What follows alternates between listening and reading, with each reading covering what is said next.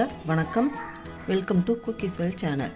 இன்றைக்கி குக்கீஸ்வெல் சேனலில் சாம்பாரும் அதுக்கு தொட்டுக்கிற சிம்பிளான கொத்தமல்லி துவையல் எப்படி செய்யலான்னு பார்க்கலாம். வாங்க ரெசிபிக்குள்ளே போகலாம். கப் துவரம் பருப்பை நல்லா கழுவிட்டு ஒரு அரை மணி நேரம் ஊற வச்சுருக்கேன். அதில் அரை டீஸ்பூன் மஞ்சள் சேர்த்துக்கலாம். ஒரு 3 சொட்டு விளக்கெண்ணெய் சேர்த்துக்கலாம். 4 வெள்ளைப்பூடு சேர்த்துக்கலாம். வெள்ளைப்பூடு எதுக்கு சேர்க்குறோன்னா பருப்பு வாயுன்றதுனால வெள்ளைப்பூடு சேர்த்தா வாயு பிரச்சனை எதுவும் இருக்காது, அதுக்கு தான்.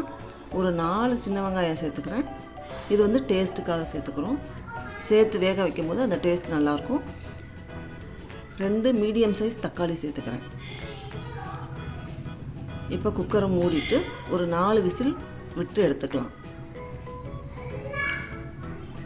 நான் ஒரு லெமன் சைஸ் புளியை வந்து ஊற வச்சுருக்கேன். அரை டேபிள் ஸ்பூன் எண்ணெய் ஊற்றிக்கிறேன். சாம்பாருக்கு கடலெண்ணெய் இல்லைன்னா தேங்காய் எண்ணெய் சேர்த்துக்கோங்க. 1 டீஸ்பூன் கடுகு, அரை டீஸ்பூன் உளுந்தம்பருப்பு சேர்த்துக்கிறேன். ஒரு அரை டீஸ்பூன் ஜீரகம் சேர்த்துக்கலாம். ஜீரகம் சேர்த்தா அந்த ஸ்மெல் நல்லாயிருக்கும். 2 காஞ்ச மிளகாய் சேர்த்துக்கிறேன். கொஞ்சம் கருவேப்பிலை சேர்த்துக்கலாம். இதிலேயே கொஞ்சம் பெருங்காயம் சேர்த்துக்கோங்க. அந்த வீடியோ எனக்கு மிஸ் ஆயிடுச்சு. 15 சின்ன வெங்காயத்தை நான் கட் பண்ணி வச்சுருக்கேன், அதையும் சேர்த்துக்கிறேன். அதை சேர்த்துக்கிட்டு நல்லா வதக்கி விட்டுடலாம். கலர் சேஞ்ச் ஆகணும்னு அவசியம் இல்லை, சும்மா லைட்டாக வதக்கினா போதும். 1/4 கிலோ கத்திரிக்காயை நறுக்கி வச்சுருக்கேன், அதையும் சேர்த்துக்கலாம்.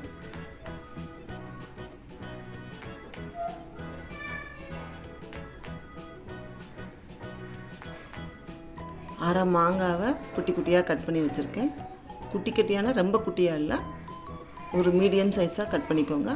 அதையும் வதக்கிடலாம். இந்த காய் வேகிறதுக்கு தேவையான அளவு தண்ணி, இந்த மூழ்கிற அளவுக்கு மட்டும் தண்ணி ஊற்றிக்கலாம், ரொம்ப வேண்டாம்.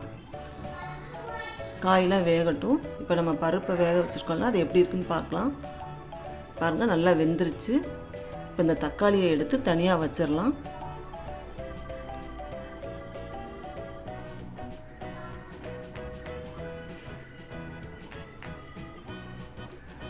நான் லெமன் அளவுக்கு புளியை ஊற வச்சு அதை கரைச்சி எடுத்துருக்கேன்.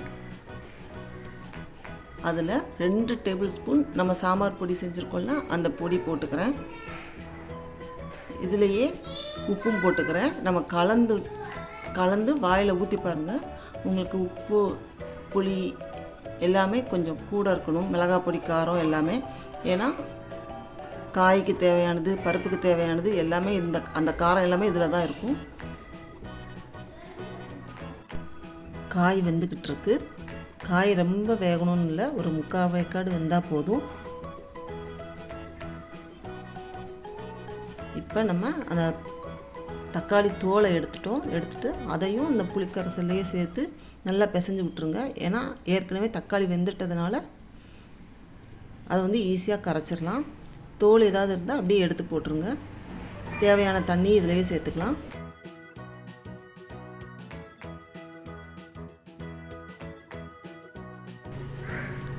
அதை இப்போ நம்ம இந்த காயில் ஊற்றிக்கலாம். இந்த புளி தண்ணியில் காய் கொஞ்சம் நேரம் வேகணும். நம்ம வெந்த பருப்பை நல்லா மசிச்சு விட்டுக்கலாம்.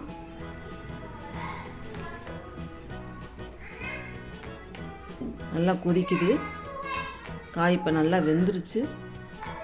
நான் மசித்த பருப்பை இதில் சேர்த்துக்கிறேன். மேலே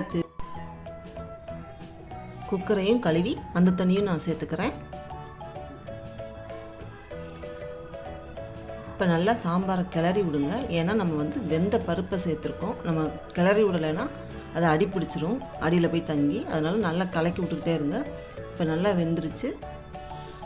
நம்ம இதில் கொஞ்சம் மல்லி இலை சேர்த்துக்கலாம்.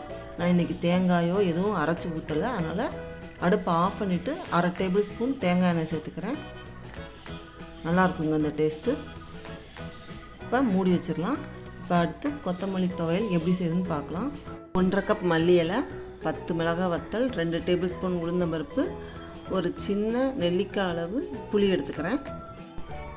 கடாயில் 2 டீஸ்பூன் எண்ணெய் சேர்த்துக்கிறேன். அது நல்லா காஞ்சதுக்கப்புறம் 2 டேபிள் ஸ்பூன் உளுந்தம்பருப்பு சேர்த்துக்கிறேன். அதை நல்லா வறுத்துக்கோங்க. கலர் சேஞ்ச் ஆகட்டும். சேஞ்ச் ஆனதுக்கப்புறம் ஒரு 10 காஞ்ச மிளகாய் சேர்த்துக்கிறேன். அதையும் நல்லா வறுத்துக்கலாம். நல்லா வறுத்ததுக்கப்புறம் நான் கழுவி க்ளீன் பண்ணி வச்சுருக்கேன் 1/2 கப் கொத்தமல்லி இலையை அதையும் இதில் சேர்த்துக்கிறேன். பார்க்க தாங்க நிறையா இருக்கும், ஆனால் வதக்கிட்டிங்கன்னா ரொம்ப கம்மியாயிரும். நல்லா வதக்கிக்கோங்க. தண்ணி எதுவும் இருக்கக்கூடாது. இப்போ இதில் நான் சின்ன நெல்லிக்காய் அளவு புளியை வந்து சேர்த்துருக்கேன். புளியும் சேர்த்து வறுத்துக்கலாம். இப்போ போய் அரைச்சிட்டு வந்தாச்சு. இப்போ அதை தாளிச்சிருவோம். நான் எண்ணெய் ஊற்றி 1 டீஸ்பூன் கடுகு, 1/2 டீஸ்பூன் உளுந்தம்பருப்பு சேர்த்துருக்கேன். இப்போ அரைச்சி வச்சுருக்கிற அந்த கொத்தமல்லி பேஸ்ட்டை இதில் சேர்த்துக்கலாம். நம்ம இப்படி நல்லா வதக்கிட்டோம்னா இது 3 to 4 டேஸ் நல்லாயிருக்கும். கொத்தமல்லி துவையல் ரெசிபி சிம்பிளாக இருந்தாலும் சாம்பாருக்கு இது சரியான காம்பினேஷன். இந்த ரெசிபியை கண்டிப்பாக ட்ரை பண்ணி பாருங்கள். இந்த வீடியோ உங்களுக்கு பிடிச்சிருந்தா லைக் பண்ணுங்கள், ஷேர் பண்ணுங்கள். குக்கீஸ் வெல் சேனலுக்கு சப்ஸ்கிரைப் பண்ணுங்கள். மறக்காமல் பெல் ஐக்கானை கிளிக் பண்ணுங்கள். அப்போ தான் நான் போடுற வீடியோஸ் உங்களுக்கு உடனே வரும். வீடியோவை ஸ்கிப் பண்ணாமல் பார்த்ததுக்கு ரொம்ப தேங்க்ஸ் ஃபார் வாட்சிங்.